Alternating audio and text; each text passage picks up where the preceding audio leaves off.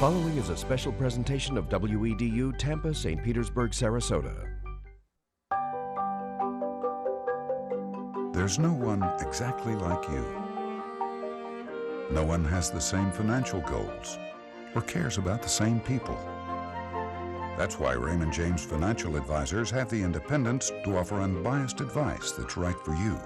And it's why we pioneered the idea of financial planning. You might say we're just as unique as you are. Raymond James, individual solutions from independent advisors. Wherever you go, there's a certain entity that's a part of our lives. This entity is highly regarded as an important component of American society. It's an entity that has made the 21st century entrepreneur into a global leader. This entity is a small business, and on this program, we'll show you how small businesses have become more than just dreams.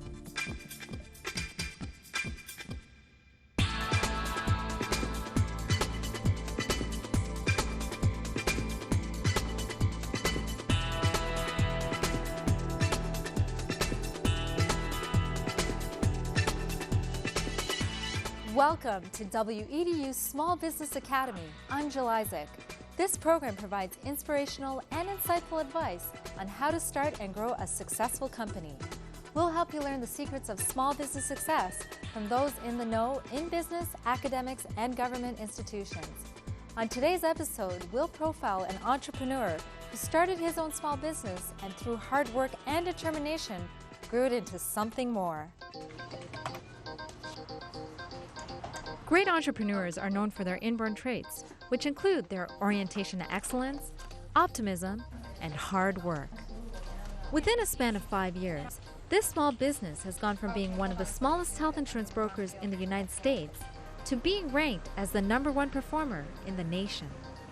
Our agency was rated the top #1 producing agency in the United States with United Healthcare in the year 2005, which is significant when you consider there are over 30,000 agencies in the country. This is James Nichols, a one-of-a-kind success story specializing in providing health insurance solutions to businesses and individuals. Since setting up office in 2001, Nichols Insurance has grown tremendously due to James Nichols' steering and constant motivation towards his team, which he also treats like a family. Hey, see you guys. Bye. Take care. In fact, he values family so much that he keeps his family tree in the office for all of the company to see. The advantage of working for a small business such as this, rather than a multinational large corporation, these large corporations, they give you a pat on the back, maybe a pen or a watch or something like that.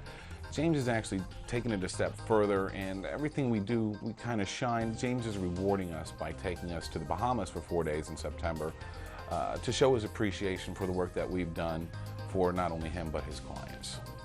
His family approach is clearly making a positive impact, and the staggering growth curve is largely due to the vision and drive of the Nichols Insurance team. I think the 3 most important skills that an entrepreneur would need would be drive and good management skills, and also the ability to get their employees to see their vision for their business.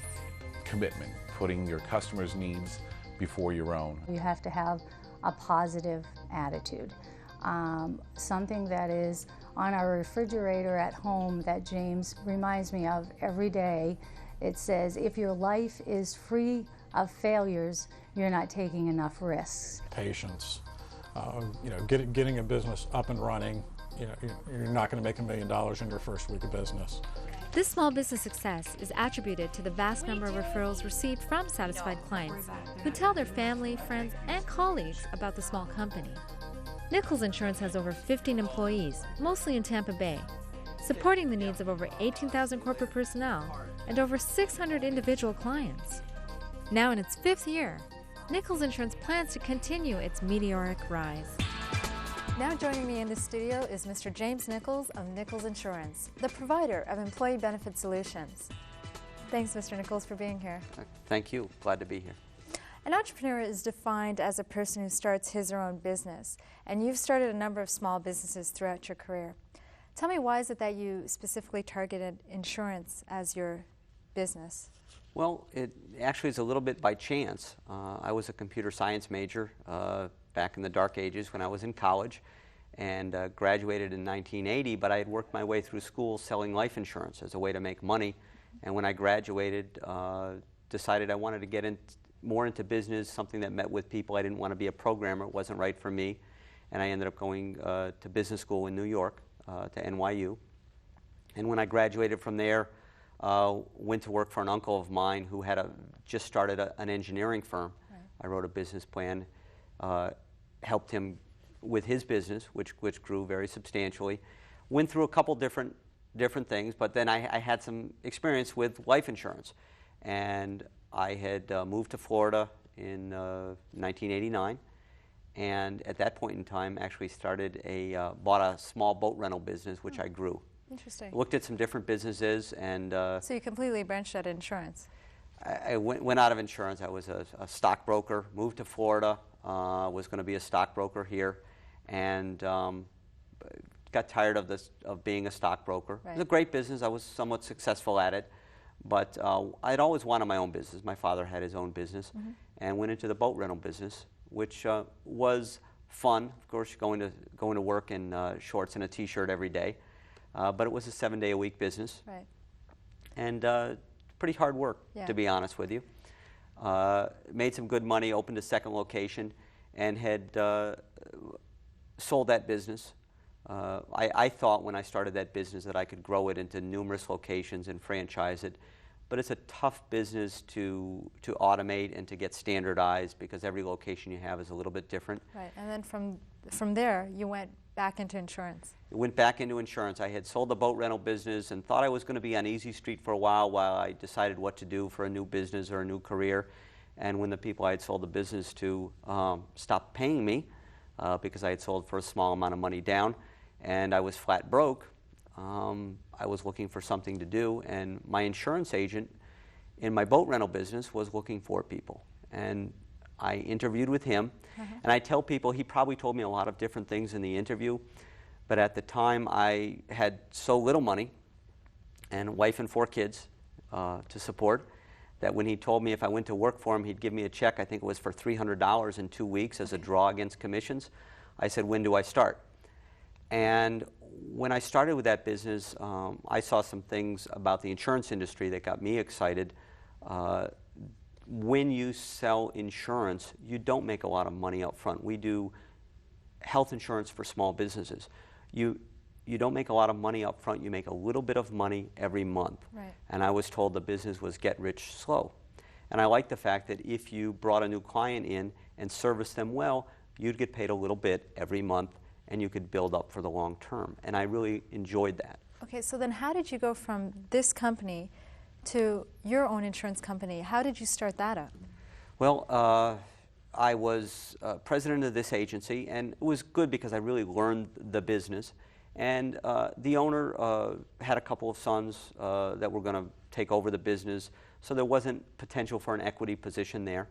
And I had always wanted my own business. So I started up, and with the idea that in health insurance today, there's a lot of the independent brokers, like good guys, but working, say out of the backseat of their car, just working one-on-one.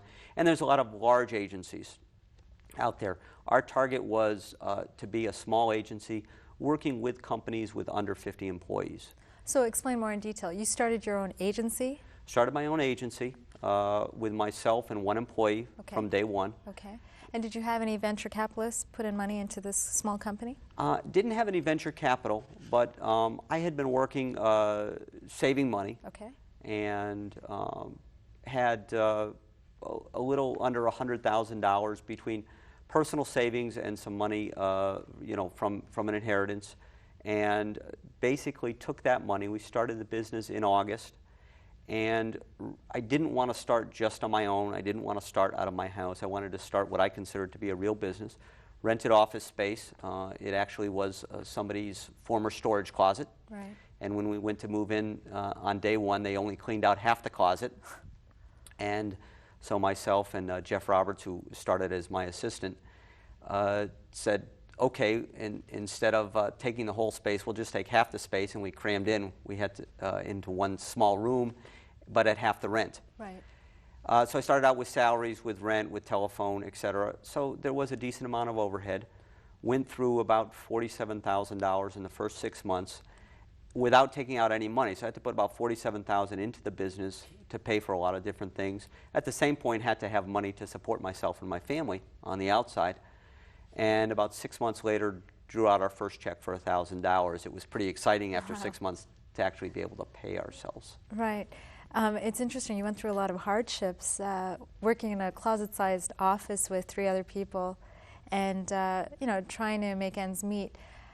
What happened after that first check? Did things move quickly for your company? Did you move to a new office? Did you get more staff? Explain what happened after the first 6 months. Well, the first 3 or 4 months in business, we actually were doing a lot of different things. And what happened after about 4 months in business, we made a decision that we weren't going to, we were recruiting agents to sell product and waiting for them to sell product, which is one area. We were selling a lot of individual insurance plus selling group insurance, and we made a decision after about 4 months in business to focus exclusively on selling to small businesses and really to focus in on that market. Once we focused in, our sales really started to take off, which was, and from there, that's where the growth started, I believe, because of our focus on one market where we were able to really key in and become somewhat, I don't like the term experts, but really become extremely knowledgeable in that field. So when people talk to us, we could give solutions that other people they talk to could not give. Okay, so basically you set up a unique concept here. You're not a broker and you're not an insurance agent. You're in between that. Can you elaborate a little bit more?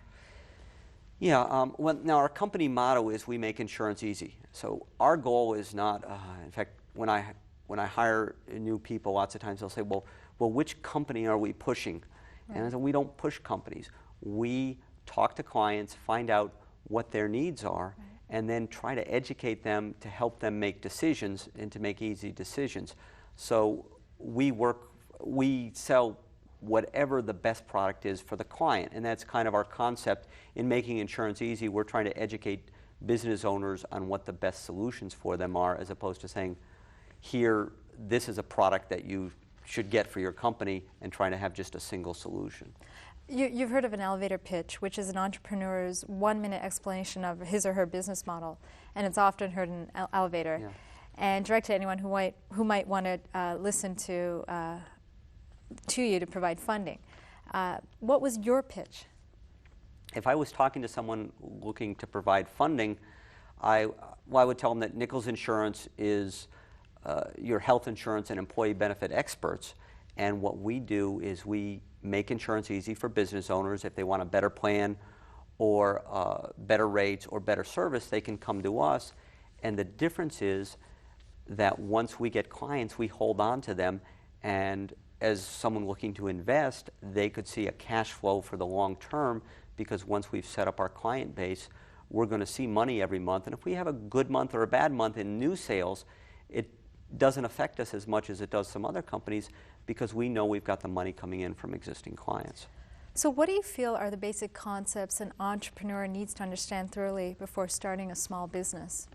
Well, there's a lot of different concepts. The one, I would say maybe the most important one, is the difference between someone being self-employed and owning a business. Because a lot of people look at, gee, if I'm doing XYZ job, can I do it on my own? And they end up basically working for themselves for the long term, but if they're out of the picture at any point, there really isn't a backup there. I think someone, if they're going to go into business, they would need to look at, how am I going to grow this so that one day, be it 2 years, 5 years, 10 years down the road, I can step aside, this business can still run by itself and still produce money. To me, I think that's the most important. There's some other aspects, but I think that's right, probably the most important So one. if we can narrow it down, I asked your staff what they felt are the 3 main factors that are required for anyone who wants to start up a business. What would you list as the main 3? The main 3, to myself, would be an understanding of numbers, cash flow, profit, and how the numbers work. Because a lot of people, when they look at things, and I've talked to different people, they don't realize that their business, no matter what they do, isn't going to be profitable. So you have to understand numbers to be able to put that together. I would say number 2 is a passion for what you're doing in whatever, be it whatever field, it's consulting, producing a product, whatever. You have to really believe in what you're doing. I don't think, and some people may differ, but I don't think you can do something just to make money. You have to believe in what you're doing, I would say, is number 2. And number 3, I guess, to realize that time is money. A lot of small business owners or self-employed people that I meet, and it took me a while to realize this, but as soon as I got to the point where I was not afraid to pay somebody else to do something that freed me up to do something more profitable, it is really when our business started to take off. I think I told you earlier, I have a degree in computer science. As soon as I said, you know what, I'm going to hire somebody to do my IT and my network, maybe it's going to cost me $50 or $75 an hour, but that money I save, I can go out and just sell one extra insurance case that more than pays for that person's time, et cetera. And it allows you, I was still working many, many hours, but it allows you to do other things that the next person can't because they're too busy playing with their computer instead of actually doing whatever their product is. Makes sense. Going back to time is money, a lot of entrepreneurs find it difficult to balance it all. You having a family with 4 kids and then working around the clock and having a staff of 13, how do you do it? Well, it's a lot easier today. We've been in business 5 years, and I guess if I go back to day one of the things that I did was get into the office early. Is number one. I was normally in the office by 6 or 6:30 in the morning because I always wanted to be home for dinner. I did work all day Saturdays most of the time, and lots of times came in Sunday night. But on the other hand,